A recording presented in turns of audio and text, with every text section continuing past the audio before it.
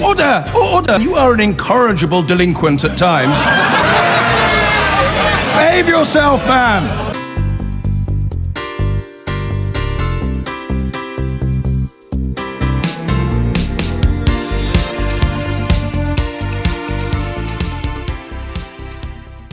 Let's meet our guest this week.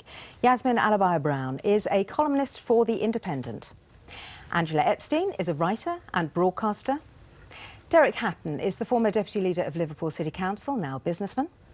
And Louise Mensch is a columnist and former Tory MP. Welcome to you all. Thanks for being here this morning. For too long, we've been so frightened of causing offence that we haven't looked hard enough at what's going on in our communities. Those are the words of the Prime Minister this week. David Cameron talked of passive tolerance and said we must tear up the narrative that says Muslims are persecuted and the West deserves what it gets. Well, he also talked of parts of Britain where you can get by without ever speaking English or meeting anyone from another culture, and criticised some institutions for encouraging that. So our question this week: has our tolerant society encouraged extremism? First one then to you, Yasmin. What do you think David Cameron meant when he talked of a passive tolerance of extremism? I don't know. I don't know what he meant, because this is a very interesting country and in many ways a wonderful country to live in, because you do feel you can belong, but I think you can sometimes feel they overstate the tolerance. I mean, you only have to go online and see the stuff I get, even from MPs sometimes. What do you mean, the stuff you get? I mean, really awful sexist... yes, real abuse. I mean, we had, not that long ago, Michael Fabricant saying the most atrocious things about me. So the tolerance can be, you know, we are human. Countries can be tolerant and intolerant at the same time. His point was that there is a passive tolerance of extremism, I agree though, with that we some turn a of what blind he eye. said. But what he never addresses, and what Tony Blair never addressed, was how Saudi Arabia has come into this country. When I arrived here, we faced all kinds of stuff, but nobody veiled, for example. Nobody felt that they were camping like Bedouins in the West, right? Saudi Arabia has been overactive, damaging Islam and relations between Muslims and the West for 15 years. That is the root, and that is what is tolerated and should not be tolerated. So and they flew the planes into 9/11 as well. They were the ones. Of course they were. All right, well, we'll get on to Saudi Arabia and its role, and also Britain's relationship with Saudi Arabia a little bit later on. But we shouldn't tolerate them. Well, but let's look at home first, which is what he was... What I'm saying is, and the other thing is, you know, why have so many more faith-based schools? Why? If you really want integration, the governments, and I'm not just blaming you can have a foot in both camps. I mean, my children go to a faith-based school and very much at home in the secular world, very proud of their British heritage, the fact that they were born here. It doesn't have to be mutually exclusive. I think, ironically, one of the issues that has kind of inculcated the issues with extremism is I don't feel, as a non-Muslim, just as an observer, respectfully observing the mainstream Muslim community, why haven't they come out in loud protest at things which... Hang on, please let me finish. Hundreds of thousands of Muslims took to the street when Israel had the right to defend itself, when rockets were fired on the country. They've protested against American action, and that's fine. And after the beheadings, there was a moderate Muslim campaign which pronounced "not in our name." Yes, but you should the streets should be filled with people crying about things done in the name of Islam when it's not. Why isn't it, Derek? I mean, also, this question of tolerance, it might be tolerant to some people, it's not tolerant to other people. I think that's the question. I mean, certainly not. You've got to remember that people don't wake up one morning and say, I tell you what, I'm going to be a terrorist today. You know, it's come from somewhere. And it usually comes from either the social conditions, the political conditions, or it comes from religion, one of those two. And the reality is that when you take, for example, you know, £20 billion away from local authorities in 5 years, that has an effect on how those people live in that area. No, No, because you are... But what you're doing... The reality is those people are what they are because of something. You can't surely blame the rise of extremism and the fact that some local councils don't have as much money as they did anymore. I can blame the fact that people live in certain conditions for behaving the way they do. That has always been the case on the left and the right. That's always been the case. Louise, so it's poverty that drives people to extremism. I cannot imagine anything more condescending and patronising and immoral to working class people to say that their conditions are going to drive them into terrorism. What utter rot.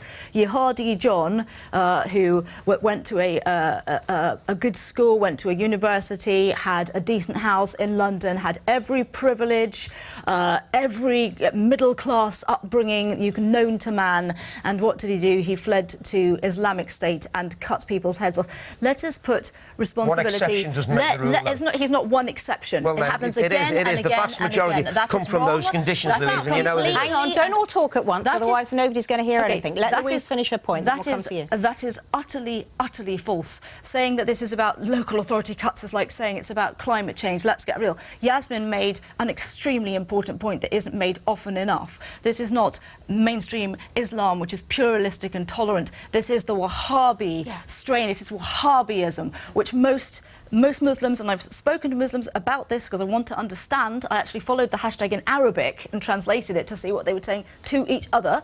It's Wahhabism out of Saudi Arabia, the kind that says that women, when they drive, are terrorists. Right. So, and how do we tackle that then, Yasmin? I think to you in a minute, Angela. Why I know the reasons. The arms trade and oil, OK, is behind it. But are we really... And Prime Minister after Prime Minister, OK, has failed...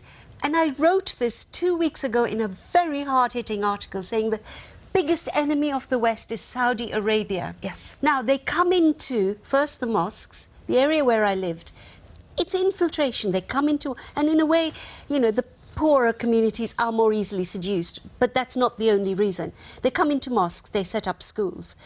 They now have infiltrated Islamic societies. I don't agree with you that we all have to rush out every time they do wrong. All right, but let me just put this quote that he why said... don't you... The relationship with Britain... And I understand you're saying, look at Saudi Arabia and our relationship with it and stop them coming here. Stop them influencing families. I hear that. But David Cameron said the relationship with Saudi Arabia is that we receive from them important intelligence and security information that keeps us safe. There was one occasion since I've been Prime Minister where a bomb would have potentially blown up over Britain, and that was stopped because of the intelligence we got from Saudi Arabia. You were shaking your head there. I am, and I think I'm reasonably well known as a former Conservative MP, a backer of the Prime Minister, a great supporter of this government. I'm totally loyal to David Cameron. However, too often politics and morality is treated as a football team. My side's always right. You've got to be morally consistent. The Prime Minister is flat wrong on the issue of Saudi Arabia. Don't tell me about intelligence. Yes, they are the ones funding Al-Qaeda, Bin Laden from Saudi Arabia, the bombers that blew up 9/11 from Saudi Arabia, ISIL, the Wahhabi cult. It's wrong to use the word so we Islamist. have to look Call them outside, Wahhabis, Angela. what they are. No, I think all of these things obviously hugely important, but I think the internet has made an armchair terrorist of so many people who either exist in a social vacuum, whether it's because of, as Louise said, it can be everybody from a highly educated medical student to somebody who's living in social deprivation. Social deprivation obviously isn't a necessary part of the flip chart. That's where the support comes from. That's where the support comes from. People came here after the war, refugees, immigrants, with barely the clothes on their back. They didn't resort to terrorism. Indeed. I think the fact is that in this country we've got a culture of pussyfooting around other cultures and ethnic minorities, and that doesn't mean we can't all live in a blended society, but this has a strong Christian Anglo-Saxon tradition in this country. I say this as a Jewish girl, and I'm a huge respecter of Christmas. I don't expect people to close their shops on Saturday because I don't do that. Derek, we have to include all those. We are pussyfooting around the debate because we're frightened, and this happened last week actually. We had a debate on racism and it got terribly inflamed, and it was just people catcalling. We didn't get anywhere on that debate because people were too frightened of saying what they actually thought and being reasoned about it. And that's something David Cameron says. Discussions about extremism, radicalisation, terrorism are shut down because people are frightened of debate. I think there is some pussyfooting around, but I think there's also a lot of pussyfooting around over religion generally. I think that, you know, whenever you look at these problems, I mean, you go back to the Christians in the Crusades, you go back to what's happening in Palestine, you go, you know, you look at what, it was only 15, 20 years ago, that grown men were throwing bricks at kids because we were going to the wrong church school. Behind everything is a religion, and that's where we pussyfoot around, because we're not prepared to accept that, hang on a minute, that religion is behind all of this, as well as the social condition, that religion, and we've got to start saying, hang on a minute, religion in and of itself is partly at fault for all this, so and we're not prepared to accept the reality of it. Well, I would. I'm an atheist, but I'm not saying tomorrow morning at 9 o'clock we ban it. What I am saying is start to grasp the nettle and say religion is largely at fault for a lot of these problems. But no, I think religion has a place. Hang on. The problem is religion absolutely has a place. I pray, I have a deep faith.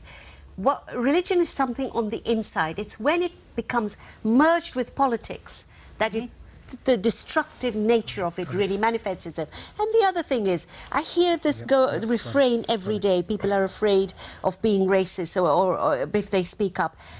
Actually, there's not very much evidence that anybody's going to come and arrest you for being racist. There is outcry over language, and sometimes I worry that that's the only outcry you have.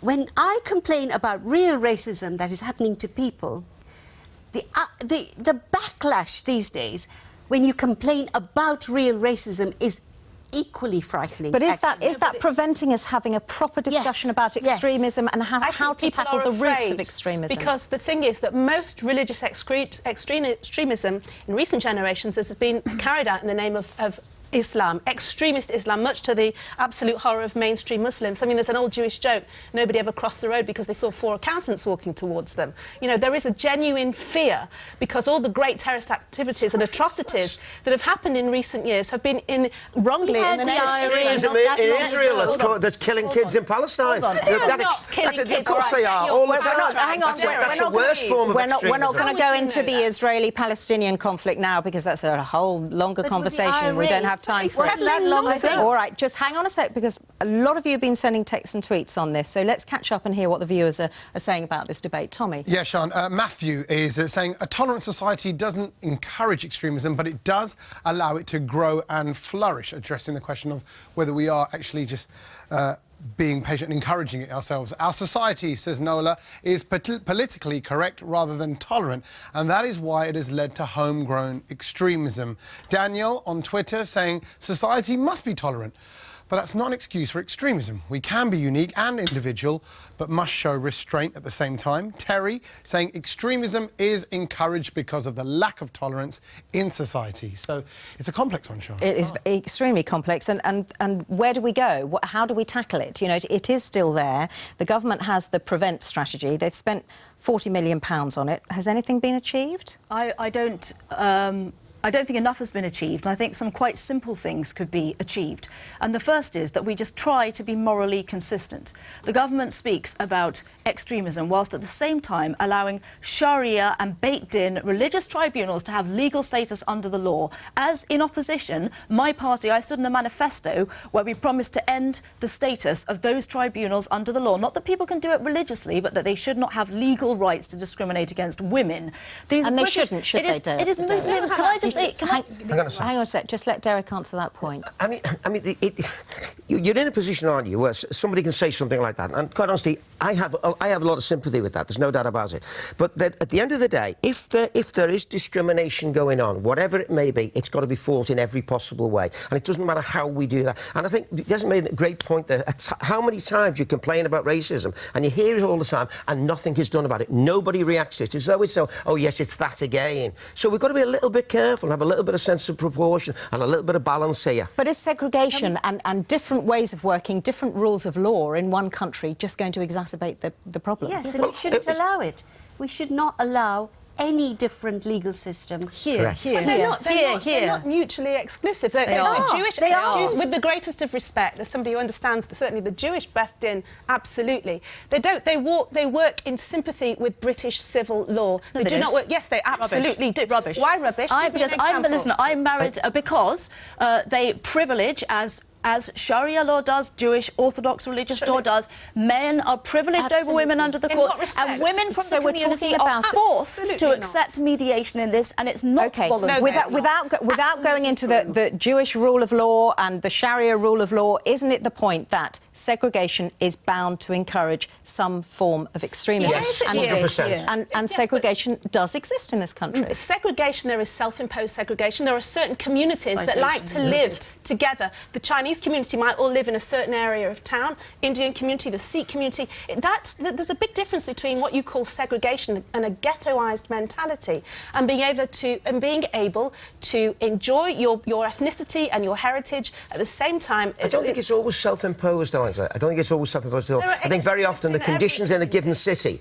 actually force people to live in a particular area. And that segregation is not good. If you want it's not good whatsoever. Let him finish his point. I don't think that segregation is good, you know. And when we talked before about, of course, the legal laws within the general laws, the religious laws in the general, of course they shouldn't be allowed. It's disgraceful the way people are forced to get married and everything that goes with it. Absolutely disgraceful. And I know we should be attacking that in every way. And again, that comes back to a religion. All right. But can I just say some things are getting better? I don't want to end on a low. Oh, that's not... let's end on a more positive note. What's getting better, The development of ISIL has really shaken up families. And I spoke to 600 young people in Bradford in July. And I asked them this one question. Many of them were Muslims, most were Muslims. How many of you would live in a Muslim state? Not one hand went up. And when I asked them why, they said, we are free here. There's something changing, and we need to understand what's changing and work with people, not demonise them. But I really think the government has got to rethink a lot of... The de-radicalisation programme is also working, in part. Thank you for that. Some good news. Some good news. Let's end on that point. I've been getting away with it all my